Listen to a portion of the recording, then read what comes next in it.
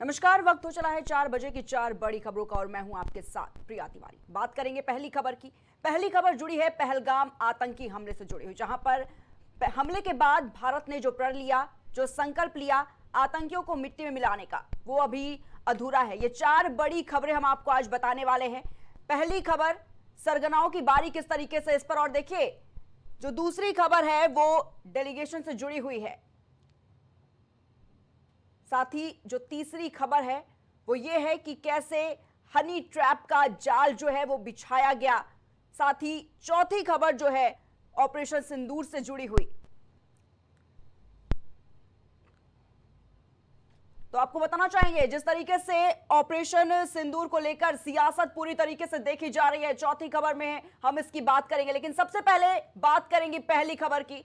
बताना चाहेंगे आपको कि पहलगाम आतंकी हमले के बाद भारत ने जो प्रण लिया, जो संकल्प लिया आतंकियों को मिट्टी में मिलाने का, वो अभी अधूरा है। ऑपरेशन सिंदूर के जरिए भारतीय सेना ने 100 से अधिक आतंकियों को पहले ही नेस्त नाबूद कर दिया और कब्र में पहुंचा दिया है। लेकिन अब भारत का नया टारगेट है आतंकियों का सरगना हाफिज सईद। जी हां, वही मोस्ट वांटेड हाफिज सईद जिसे भारत से बचाने के लिए पूरी पाकिस्तानी आर्मी लगी है। पाकिस्तान इतना खौफ ज्यादा है कि अपने पाले हुए आतंकियों से सरगना हाफिज सईद की सुरक्षा में अपनी सेना लगा दी है। लेकिन इजराइल से भारत ने बड़ा ऐलान किया। इजराइल में भारत के राजदूत जेपी सिंह ने से मुंबई हमले के मास्टरमाइंड हाफिज सईद को सौंपने की मांग की। आतंकी साजिद मीर और जाकिर और मेहमान लखवी को सौंपने की मांग के साथ ही आपको बता दें कि भारत के राजदूत ने यह भी कहा कि अगर अमेरिका 26/11 के आरोपी तहव्वुर राणा के प्रत्यर्पण को मंजूरी दे सकता है तो फिर पाकिस्तान ऐसा क्यों नहीं कर सकता। उन्होंने यह भी कहा कि अगर पाकिस्तान भारत को इन आतंकियों को सौंप दे तो पाकिस्तान भारत की कार्रवाई से बच सकता है। अब आपको बताते हैं हाफिज सईद, जाकिर रहमान ने लखवी और साजिद मीर को भारत को सौंपे जाने की मांग क्यों भारत कर रहा है। हाफिज सईद मुंबई हमले का मास्टरमाइंड है जो पाकिस्तान सेना की सुरक्षा में नजरबंद है।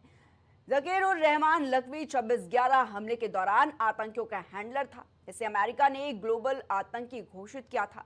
साजिद मीर मुंबई हमले के दौरान आतंकियों के संपर्क में था, आतंकियों को लगातार निर्देश दे रहा था। भारत की इन आतंकियों को सौंपने की मांग वाजिब है क्योंकि भारत कई बार पाकिस्तान को सबूत दे चुका है। लेकिन पाकिस्तान अपने आतंकियों के खिलाफ कुछ मानने को तैयार नहीं। जाहिर है कि पाकिस्तान अगर आतंकवाद को बढ़ावा देना जारी रखेगा तो फिर भारत भी चुप नहीं बैठेगा। भारत आतंकी किसी भी कार्रवाई के खिलाफ मजबूती से जवाब देगा। और इसी खबर पर हमारे साथ डिफेंस एक्सपर्ट अनुपम तिवारी जी जुड़ चुके हैं। अनुपम जी, बहुत बहुत स्वागत है आपका। अनुपम, जिस तरीके से ये कहा जा रहा है ऑपरेशन सिंदूर लगातार जारी है, अब भारत राजदूत की मांग की जा रही है लगातार आतंकियों को निशाना बनाने की, क्या कुछ कहेंगे आप इस पर अनुपम जी? देखिए पाकिस्तान से ये उम्मीद करना कि वो अपने पाले हुए तमाम आतंकियों को भारत को आसानी से सौंप देगा तो ये थोड़ा सा सही नहीं होगा मेरे हिसाब से। ये सब बातें इसलिए कही जा रही ताकि पाकिस्तान के ऊपर अंतर्राष्ट्रीय दबाव पड़े।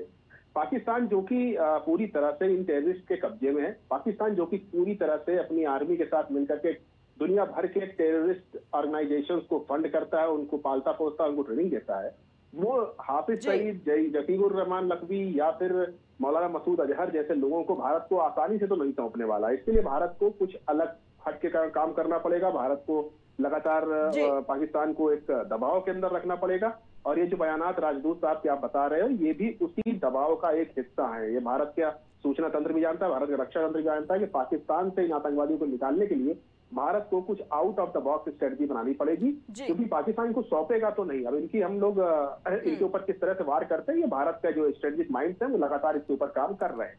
बिल्कुल बिल्कुल अनुपम जी, क्योंकि लगातार ये भी देखा जा रहा है किस तरीके से इन जो आतंकी हैं, ये बड़े आतंकी जो भारत के लिए काफी सिरदर्द बने हुए हैं, जो पाकिस्तान की आर्मी फोर्सेस हैं, उनको कैसे सुरक्षा दे रही है। लगातार भारत सबूत पेश कर रहा है, लेकिन उसके बावजूद इन आतंकियों को पनाह देने का काम जो है वो पाकिस्तान कर रहा है। अनुपम जी, देखिए इनमें कई सारे आतंकी ऐसे हैं जिनको कि यूनाइटेड नेशंस ने भी अंतर्राष्ट्रीय टेररिस्ट घोषित कर रखा है। तो ऐसा नहीं है कि दुनिया इनके बारे में नहीं जानती है। ये नहीं जानती है कि पाकिस्तान वही देश है जिसने ओसामा बिन लादेन को भी अपने यहाँ छुपा करके रखा था। और आज की तारीख में हाफिज सईद, मौलाना अजहर और जकीर रहमान लखवी जैसे लोग अभी भी वहां पर हैं। ये वही देश है जिसमें बाकायदा आतंकवाद की फैक्ट्रियां हैं। पूरी दुनिया को ये बात मालूम है। और इन सबके जो सबसे ज्यादा पीड़ित देश है वो भारत है, क्योंकि पाकिस्तान अनफॉर्चुनेटली हमारा पड़ोसी है। और पड़ोसी होने की वजह से वो लगातार हमारे ऊपर घाव देना चाहता है। और ये जितने भी आतंकी हैं उनका भारत के खिलाफ वो इस्तेमाल करता है, क्योंकि ये जानता है पाकिस्तान कि भारत के साथ वो कन्वेंशनल वॉर नहीं लड़ सकता। एक सामान्य युद्ध में भारत के साथ उसकी हमेशा हार होगी। इससे भारत को धीरे धीरे परेशान करना चाहता है, इन्हीं आतंकवादियों का इस्तेमाल करना चाहता है। उनका जो प्रभाव है हिंदुस्तान के अंदर, वहां उस प्रभाव को इस्तेमाल करके भारत के अंदर नए नए आतंकी पैदा करना चाहता है। तो पाकिस्तान की बहुत सोची समझी बहुत लॉन्ग टर्म प्लानिंग है। भारत इस बात को समझता है और भारत ने इसी वजह से अब इन आतंकवादियों को ठिकाने लगाने के लिए नई रणनीतियों पर काम करना शुरू किया। ऑपरेशन सिंदूर एक मौका था जिसका इस्तेमाल करके भारत इन आतंकियों के ऊपर डायरेक्ट प्रहार कर सकता था। लेकिन फिलहाल हमने उस ऑपरेशन को एक तरह से कहें कि रोक रखा है। खत्म तो नहीं किया लेकिन रोक रखा है, ये देखने के लिए पाकिस्तान का रिप्लाई कैसा है, पाकिस्तान क्या कुछ सुधरता है। लेकिन इसकी उम्मीद बेहद कम है कि पाकिस्तान सुधर भी सकता है। इन आतंकवादियों को सौंपेगा नहीं। तो हमको ऑपरेशन सिंदूर को एक नए ट्रैक पर ले जाकर के इन आतंकवादियों को सफाया करने के ऊपर काम करना चाहिए। जी बिल्कुल अनुपम जी, जिस तरीके से आप कह रहे हैं उसकी उम्मीद बहुत ही कम है कि पाकिस्तान इन आतंकियों को भारत को सौंप देगा। लेकिन अनुपम जी क्या लगता है अगर ऐसा होता है तो भारत के लिए कितनी राहत की खबर ये होगी? देखिए, अपने दुश्मन को अगर पाकिस्तान हमको सौंप देगा तो वाकई में बहुत राहत की बात है। इसमें कोई शक नहीं है कि ये वो लोग हैं जिनके हाथ में हमारे कई मासूम लोगों के कत्ल का इल्जाम है और इसके भागने के बाद बाकायदा सबूत है। ये वो आतंकी हैं जिन्होंने लगातार भारत के अंदर गड़बड़ियां फैलाने की कोशिश करी है। कश्मीर से लेकर के मुंबई तक के जो भी हमले हुए हैं सब में इनका हाथ है। भारत को लगातार अस्थिर करने की इनकी नीति रही और पाकिस्तान इनका इस्तेमाल बाकायदा करता रहा है। तो अगर ये भारत के पास सौंप दिए जाएं तो निश्चित तौर पर भारत और पाकिस्तान के रिश्ते भी सुधर सकते हैं, क्योंकि भारत और पाकिस्तान के रिश्तों में सबसे बड़ी अड़चन ये आतंकवादी ही है।